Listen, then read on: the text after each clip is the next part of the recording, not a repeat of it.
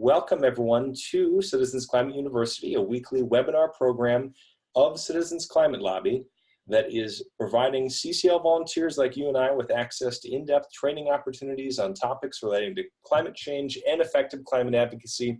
I'm your host tonight, Brett Cease, and our topic is carbon tax economic modeling, a live Q&A.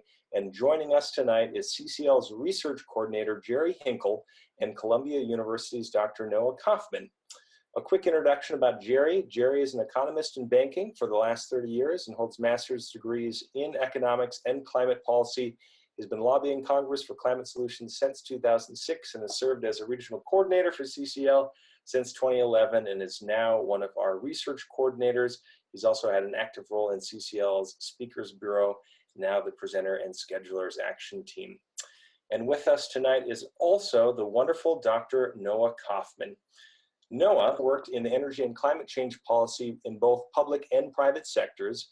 At World Resource Institute, Noah led projects on carbon pricing, the economic impacts of climate policies, and long-term decarbonization strategies.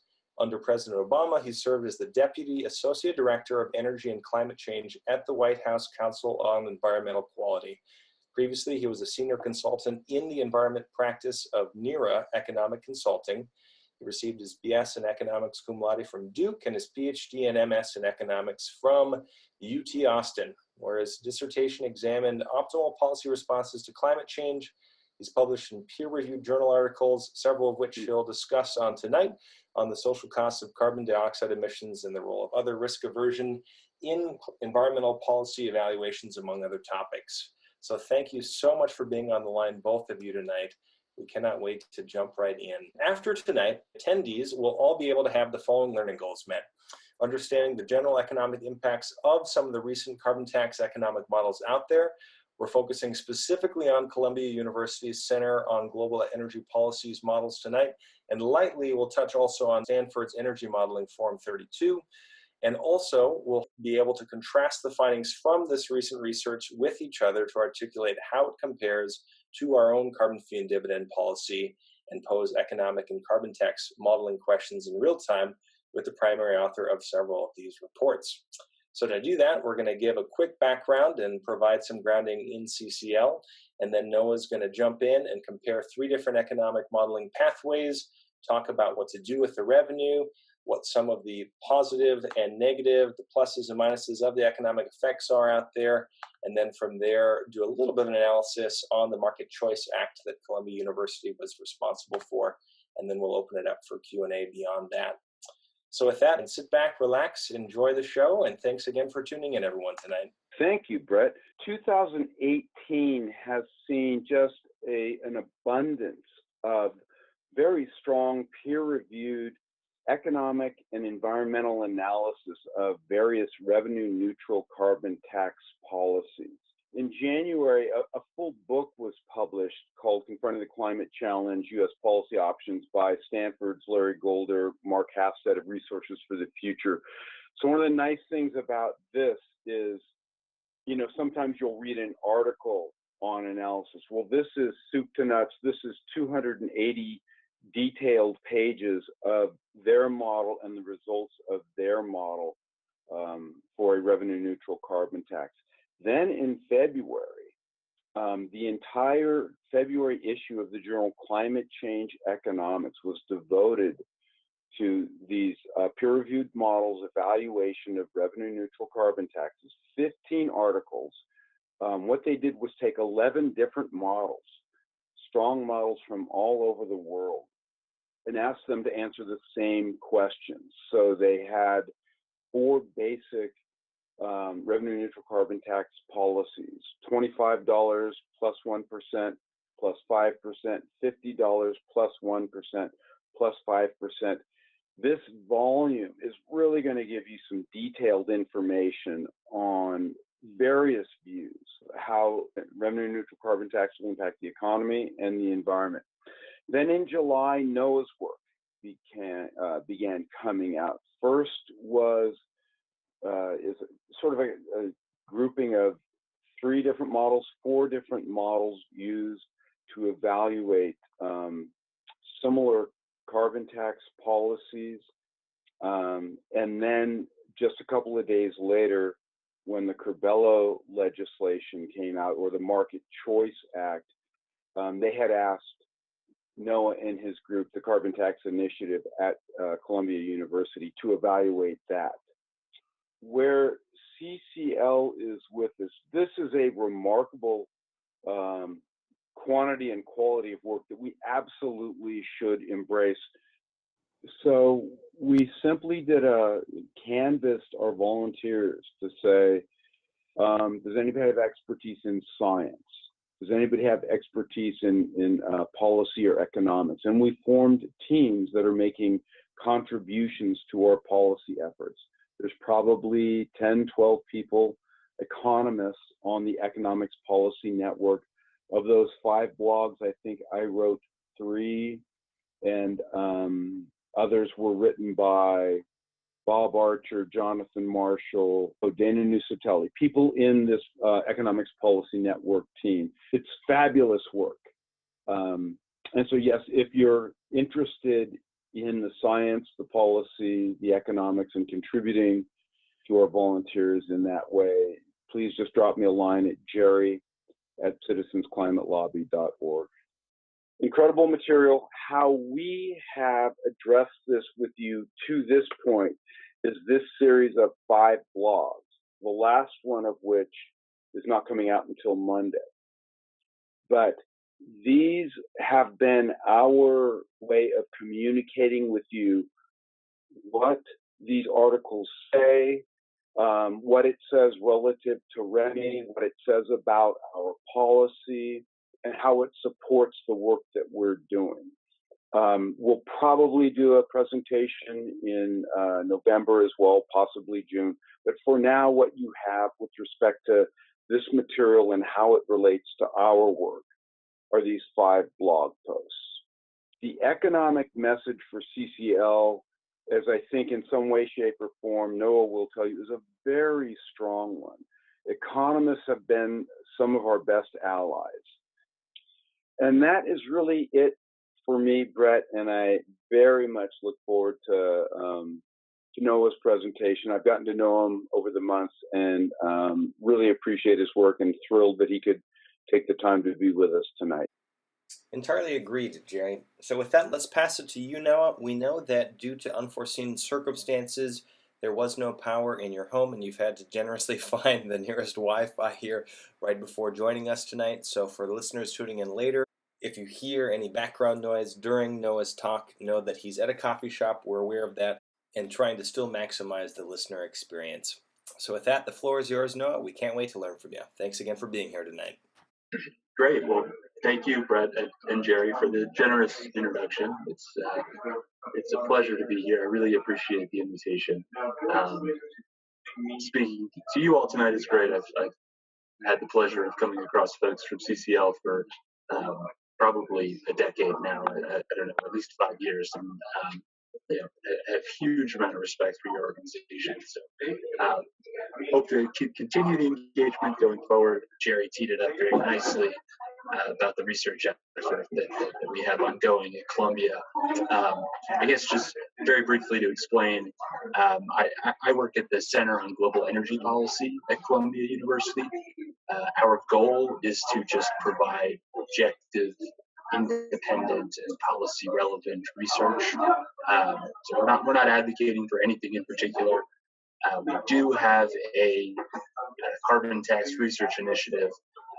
So we're not advocates, but we kind of accept the consensus that putting a price on carbon is pretty obviously a good idea. We're sort of moving past that argument and instead looking to provide policymakers with information on design options and the implications of those options, really with the expectation that in the near future this will be a sort of relevant topic of the federal government that's going to heat up in years to come. I think you're already seeing some signs of that, although of course with the caveats of that you all know.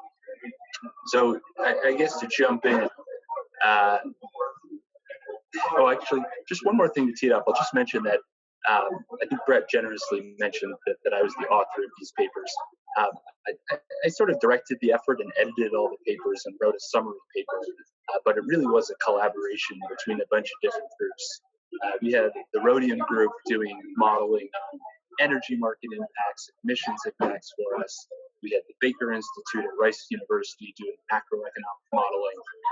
And then we had the Tax Policy Center, which is part of the Brookings Institute and the Urban Institute doing distributional impacts modeling. So it really was a big collaboration. And that's sort of to give them credit and also to say, I wasn't the person actually running these models. So if you ask really difficult questions, it's very possible I'm going to have to say, I'm going to go ask the modeler and come back to you. So I encourage you to ask those questions, but it's certainly possible I won't know the answer. This slide, what shows is that we've looked at among these three different modeling teams, three different carbon price pathways.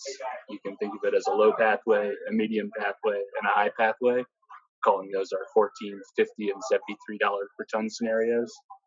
We have not looked at a sort of price pathway that starts very low and rises very quickly to a high level. We hope that will change very soon. And let's talk a little bit about emissions impacts. This slide is basically to show what you probably already know. Price signals work. Greenhouse gas emissions fall.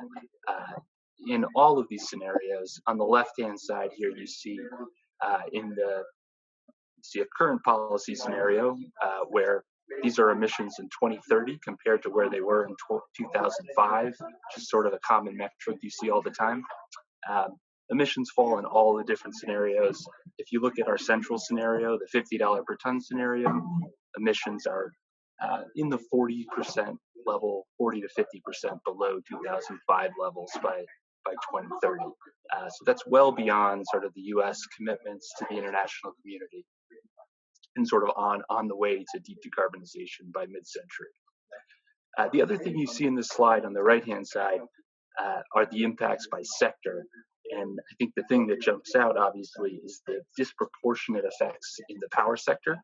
I can't read it on my slide, but I think it's about 80% of the reductions by 2030 come from the power sector. That's at least in our model. I think that there's reasons to be skeptical, by the way, of all of these modeling results. These are just projections using a certain set of assumptions that may or may not come true. But I do think it's probably a robust result to say the most cost-effective reductions right now are in the power sector, and that's why we see the disproportionate amount of emissions reductions happening there. So if we move on to the power sector impacts in particular, so what would a power sector look like in terms of fuel use both now and out to 2030 again? That's what this slide shows, and it shows percentage. So this is the percentage of electricity provided by different fuels. And across the bottom, you see coal, natural gas, nuclear, and then renewables. And a few things jump out at you from this slide. Number one, you hear this trope all the time that coal is dying. Coal is actually doing okay in the current policy scenario. It's still almost 30% of our electricity in 2030. Where coal really starts dying is in the high carbon price scenarios. If you see our $50 per ton scenario, it's almost wiped out by 2030. And where does that go?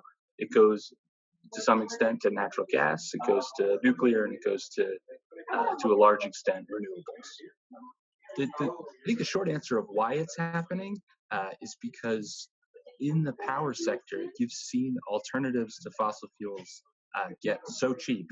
So this is solar, this is wind in particular. I mean, efficiency is cheap too.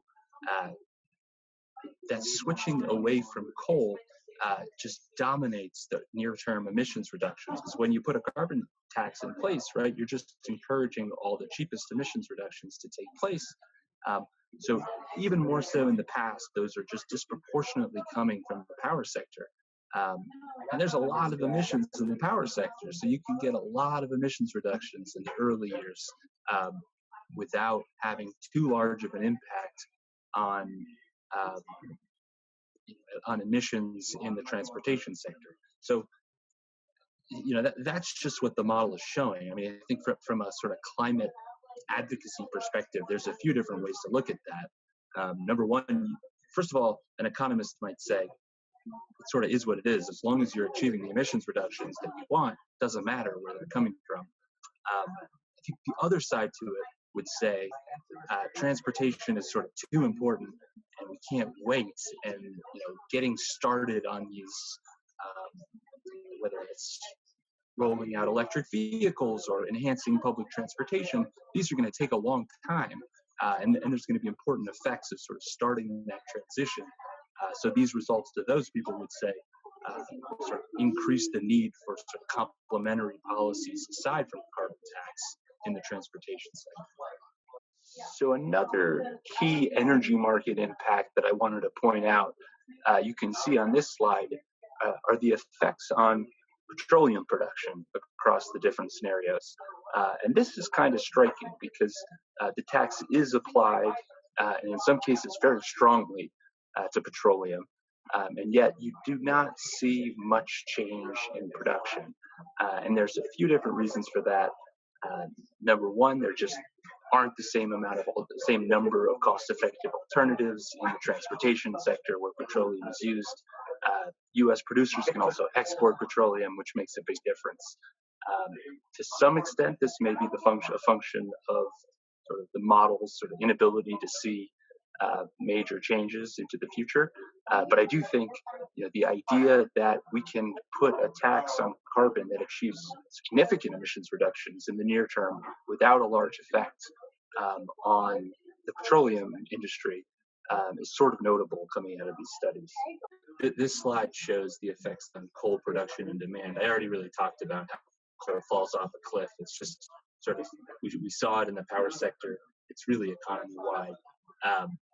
This has implications that I talked about earlier. It also has really important implications for communities whose economies are dominated by the coal industry. And Jerry and Brett and I were talking about this before the webinar started. I think whether it's through the carbon tax policy or beyond, this is a small industry, but it dominates certain parts of the country. And both for, I think, political and also moral reasons, it's important that we have separate policies or policies alongside the carbon tax to help mitigate these effects. And then we didn't talk too much about natural gas. This shows the effects of the different carbon tax pathways on natural gas production and demand. And what you see is, in the early years, it actually goes up because of that shift in the power sector from gas to coal. By 2030, what you have are renewables starting to come on stronger, and you also have natural gas and heating being reduced quite a bit. So you have natural gas sort of falling off a little bit. But this increase in natural gas sort of combined with the effects that you saw in petroleum, I think what you're seeing there is carbon capture and storage in natural gas starting to come online, and I think that $73 per ton scenario growing over time is just enough that you really do start to see it growing. Not a huge amount, but enough that it shows up on a chart like this. Finally, I have a slide here on this is the effects on per capita energy expenditures. So just total energy expenditures in the whole country divided by population, right? And what this shows is what they were historically over time on the left, and then what they would be in these various scenarios. And it shows, as you would expect, the carbon tax raises energy expenditures anywhere from about 5% to about 25%. So that's a decent amount increase, especially a 20-25% increase in energy expenditures. But this also shows it's really not out of whack compared to where they have been in the past, particularly back in 2008 at the time of the commodity boom. Moving on, I think what drives me really crazy is when you see sort of analysis of a carbon tax that talks about the changes in energy expenditures and not about where that money goes. And of course, that money becomes revenues to the government, and the government can do productive things with those revenues. So That, of course, was an aspect of our work as well. A carbon tax would raise quite a bit of revenue across our different scenarios, anywhere from in the 50-60 billion dollars per year range for the low price scenario, all the way up to the $200-300 billion a year in the high price scenario. In these scenarios, the revenue is actually fairly constant over time, even though the tax rate is increasing. And that's because what you see is the tax rate increase is being counteracted by the fact that reductions are falling. So you have a higher tax rate, a lower tax base, a roughly flat revenue use. This would not be the case, of course, if you had a very different tax rate trajectory. So moving on, there's a lot of different things the government can do with that revenue. One thing I like to point out is that we can't agree in this country on what to do with any government revenue. There's no reason to think that would be any different for a carbon tax. And people have all sorts of different opinions on where government revenues or carbon tax revenue should go. This slide lists 5 different options. You could take the revenue and reduce other taxes. As you all are very familiar with, you could just divide it up and send checks to people. You could use it to reduce the deficits. You could also use it to fund clean energy projects, which I think in particular for lower carbon taxes, people think if it's not enough, we need more policy. And this is one sort of natural way to fund additional clean energy or climate mitigation or adaptation. So what this slide does is basically explain why we might do any of these. We might want to go with any of these options. And then the second line here shows the potential magnitude of doing them for the $50 per ton scenario. And of course, in reality, there's no reason we'd have to do only one thing with the revenue. It could be a mixture between a lot of these options. So what are the economic effects of, essentially what you have are the price changes, which by and large are negative, right? And then you have the revenue use, which this is the government using the revenue in hopefully productive ways. So that's a positive. So where does that all shake out? So a few different things I want to say about this slide, which looks at the sort of aggregate effects on gross domestic policy, or GDP. So first of all, you see in the title, it says policy costs only. So what that's supposed to indicate is that we're not accounting for any of the economic effects of the benefits. So that includes mitigating climate change, but probably even more importantly in the near term, that includes effects on local air pollution, which could be very large and include not just health impacts of air pollution, but also economic impacts like effects on labor productivity or medical expenditures, for example. What this slide shows is that the positive effects of the revenue use and the negative effects of the prices change more or less offset each other.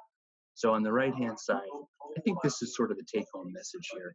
You see GDP after 10 years in the light blue bars, and you kind of need like a magnifying glass to tell the difference between the bars, right? They're pretty much the same level of GDP in our models across both the current policy scenario and then all of the different revenue uses and carbon tax levels. So we did all this work, and it told us the effect is very, very small. When you do use that magnifying glass, what you see is on the left-hand side here, in some structures you see a positive economic impact, in some you see a negative. What our models tend to show is that if you use the revenue in a way that is sort of that the model sees as pro-growth, so if you reduce taxes, which causes businesses to want to hire more, invest more money, if you reduce corporate taxes, for example, that's going to spur economic growth even further. In all of these ways, you're giving the money back to people, but that's going to go an extra step further in spurring growth. And what that does is, in this case, lead to sort of the positive GDP impacts. The more negative impacts you see for the equal rebates and for the deficit reductions. For example, for the rebates, you're giving back the money to people, but you're not adding that extra incentive.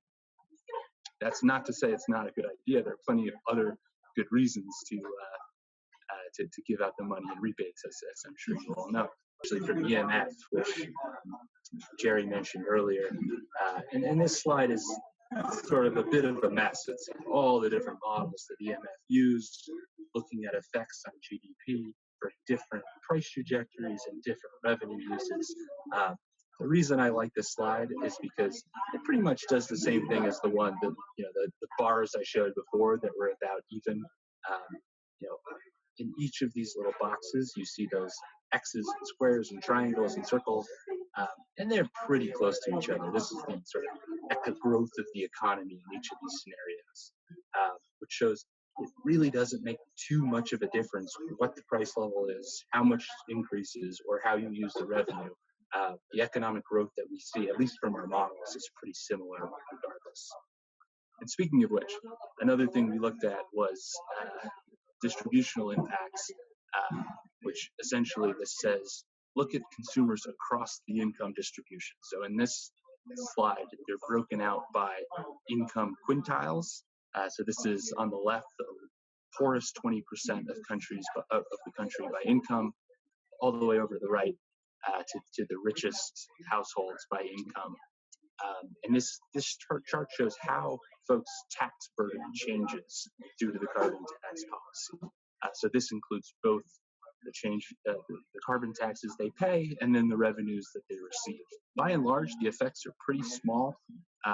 Certainly one bar that sticks out over all others on the screen is the yellow bar in the lowest income quintile and the second income quintile for the per capita household rebates. When you send equal checks back to people, poor people tend to pay, at least on an aggregate basis, a lot less of the carbon tax than rich people. So if you're sending them equal checks in return, they do very well. So you see poor households somewhere between 1% and 5% reductions in their tax burden on account of this tax. So the next two slides deal with issues that actually we did not report on in our studies, but I think they're so important that I just wanted to say a couple words on both. One is regional or state impacts across the country. And they vary quite a bit. So what this slide shows is just carbon intensity by state, which correlates very strongly to how much of your electricity generation do you get from coal. You see the impacts would be felt very differently in states like Wyoming and West Virginia on the left than they would in states like Washington State or Idaho on the right. This brings up all sorts of interesting political issues that there's really no way around the fact that this is going to be part of a policy discussion, especially for members of Congress. The second thing I wanted to mention, sort of alluded to this earlier, were the potentially large co-benefits from reduced air pollution. So what happens is you put a price on carbon, even though you're trying to get at those greenhouse gas reductions, you end up reducing emissions of other pollutants also. And there's a study that came out recently related to the effort that Jerry spoke of earlier that showed some really big potential impacts just looking at the power sector and NOx and SOx emissions. These are large impacts, reduced premature mortality, reduced asthma cases, health impacts, and the associated economic impacts could be very large. We used a version of the NEMS model that EIA uses, but the Rhodium group has their own version of this model, and they built it out in various different ways to be what we think is more conducive to showing the clean energy transition. And actually, that was one of the ways was to sort of enhance its capabilities of showing at high carbon tax levels how CCS might come in, both in the power sector and in industry. NEMS in particular, I don't think the standard version of NEMS has CCS in the industrial sector coming in at any reasonable carbon tax levels. So at especially the high carbon tax levels, we do see some CCS from natural gas. We're talking about just a few percent starting to come in the late 2020s. Not too far before that, though. And we don't do our energy market modeling past 2030 just because we deem it to be too speculative after that. So Jerry mentioned earlier that we sort of had the opportunity to do an independent evaluation of Congressman Corbello, who's a Republican in Florida. His bill came out in July. Coinciding with his bill's release, we released our own evaluation of the energy market emissions and economic impacts of his proposal. So I'll just say a few words about it here. We again are not sort of advocating for this proposal. We're just sort of trying to explain the potential implications of it, and I can certainly see pros and cons of it versus other options out there. For one thing, the price level, it starts at $24 a ton, which is sort of in the middle of the range we looked at before, but it only rises to 2% per year. So it stays fairly low over time. And for that reason, you just don't see the emissions reductions that you would see for a higher price level.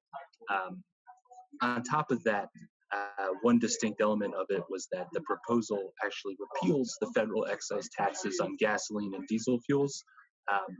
Those pretty much counteract the effects of the carbon tax in the transportation sector. So essentially what you have is no policy at all on transportation emissions, which I should mention, I think is actually important. Even though you weren't seeing the emissions reductions in transportation in the previous section, you still had the price signal in place. Number one, raising revenue. And number two, encouraging businesses and investors to look for sort of low carbon solutions in the future as that price signal gets higher and higher over the next few decades. You would have a lot less of that for this proposal. And then the last thing to mention is the revenue use. 70% of the revenue from this bill would go to infrastructure package, essentially replacing where the gas and diesel tax money was going, and then adding to that to sort of fully fund our highway system. And then a handful of other programs got a bunch of money also. There's a specific carve out for low-income households that I'll talk about in a second. The congressman was pretty clear that this wasn't necessarily his preferred revenue use. It was more one that he thought might have some political viability today. So I'll go into just, I think, 2 slides of what we found in terms of results. Number one, in terms of the effects on emissions, even though it's a relatively low price level, it's still a carbon tax, and really any meaningful carbon tax, what you see is a distinct break from our current emissions pathway. And these are emissions reductions of 30 to 40% by 2030. So straight line pathway, that's something like 70 to 80% by 2050. It's maybe not enough for some climate advocates, but it's certainly a distinct improvement in terms of emissions reductions than what we're seeing today. And then specifically, I wanted to point out the results we found on effects on low-income households. So our modeling capability was a little limited in this regard. That's a metric that comes out of the model that essentially says what is sort of the lifetime welfare effects to any given household of this policy. And I'm happy to send you sort of specific gnarly details of specifically how that's calculated. But essentially what it means is like some metric of lifetime utility. So that's it's mostly dominated by income over time discounted. It supports 20% actually, divided into 3 different groups that are 3 different lines on this chart. And what we did was see how the effects of the price increases to those households compared to only the effects of the 10% of income that was specifically targeted to them in the bill. And these are the results we found. And because of our model, they're actually separated by the age of the recipient. But by and large, they're above 0, which is telling you that if you target a certain amount of money at low-income households, as they did here, that's a lot of money, and it's actually enough in the vast majority of cases to make these low-income households whole. So there's a bunch of different carbon tax proposals that do something like this with a small portion of a revenue. And what you end up seeing is that they're not super progressive in the way that a sort of are able to make at least most low-income households whole and then some. But what's going to occur that the markets report capturing? So how might the results be likely to differ from the model? And then let me just give you my second question, and I'll mute myself. It's what do you think of the Market Choice Act? We've talked about this a little bit in the past, and I appreciate you teeing me up because I forgot to mention a few of things I certainly like to mention when it comes to the limitations of the models. I did mention, I think maybe the most glaring weakness is that they deal only with policy costs and not the economic effects of the benefits. I mentioned that one. I'd say the other very big one that Jerry, I know you're focused on also, is that they don't really do anything with the sort of incentive for innovation or induced investment. So essentially, one of the great advantages of a carbon price is that you put a price signal in place, and especially if it's very high in the future, businesses, investors, entrepreneurs all see this, and they say, the opportunity to invest in clean energy is much better now than it was yesterday without the carbon tax, because the product I'm going to produce is likely to have a higher market share in the future because of that carbon tax. And not only that, we're deploying more of these products now, and then you have these learning by doing effects, whereby the more deployment, as we've seen this with solar energy over the last 10, 20 years, the more we deploy, the cheaper they get. For whatever reason, we haven't figured out a good enough way to implement that effect in these models. And almost embarrassingly, because of that, we assume it's zero, which has a real, potential bias. I would say, in our defense, we're a little, I think, more cognizant of this than most groups, and that's why we don't show point estimates. So you see in basically all these emissions reduction slides I showed you, we show a range, and that range is coming from sort of a range of technology pathways over the future that in part is supposed to capture this effect, the idea that the carbon tax itself would be expected to induce faster clean energy innovation, which would reduce emissions more, and it would also lower the costs in terms of economic costs of any policy. And the second question you asked, what do I think of the Corbella bill? Like in my official capacity at Columbia, I'm indifferent to it because, we're just trying to display the sort of implications. So I think it's a great improvement on the status quo, and people should respect the fact that our emissions reduction pathway is pretty flat right now. It would dramatically change that, and I think that's important. And it's a carbon tax, so it would change it in a cost-effective way. That said, there are ways that personally I would change it if I was designing a policy. And I mentioned the transportation sector issues. It's not really a transportation sector policy at all. And I think the carbon tax pathway, especially over time, is maybe a little low as well. Is there any interest with Columbia to include modeling, considering a pathway that would be akin to CCL's price ramp of $10 a year increase over the percentage, on top of inflation? Yeah, funny you should mention that. We are sort of in the process of sort of building out our sort of capabilities. This wasn't a one-off project for us. We're going to keep doing not only modeling of real-world proposals, but also continuing to look at sort of specific issues of interest over the next couple of years. Certainly see looking at a CCL-like pathway as falling within that scope. So we're going to look at different policy pathways, particularly ones that are proposed in Congress or presidential campaigns, And then also try to dig into details like, so I mentioned state level impacts before. If any carbon tax policy gets to a serious level of discussion in Congress, we're going to need to know specific granular level impacts of them. So that's something else that we're going to be thinking about going forward too. If you have any questions that didn't get spoken to or you'd like to follow up with after tonight, Noah's been kind enough to share his email. Here's Jerry and I's as well. We'd absolutely love to be in touch with you. We want to make sure that this is something that you can continue to build on and not just a one and done. So I'll put those in the chat window as well. But from the bottom of all of our hearts at CCL, for the work that you're doing, the essential research you're providing the academic community, Noah, thank you so much for giving time tonight to share with us your research, your perspective, and how we can use it with our own advocacy. Have a wonderful night, everyone. I'll unmute all lines. Thanks Hey, a lot. Noah, thanks so Appreciate much. it. Thank Really you. appreciate it. Looking forward to being in touch with you.